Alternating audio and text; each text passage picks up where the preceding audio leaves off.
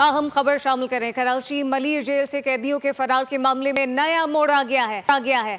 Malir jail से 216 नहीं बल्कि 225 कैदी फरार होने का इंकशाफ हो गया। साबिका जेल इंतजामिया ने दानिस्ता बात को छुपाया या गलती हुई, तफसीलात क्या हैं खुर्रम गुलजार से जानते हैं। खुर्रम बताइएगा।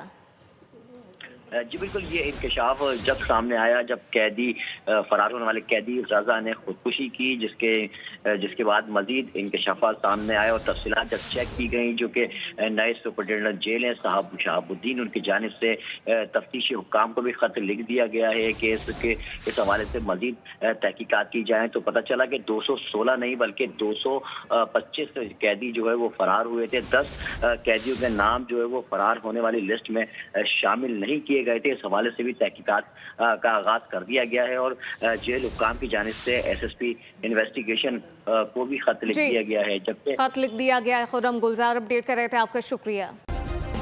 सब्सक्राइब करें और बेल दबाएं ताकि कोई खबर रह न जाए।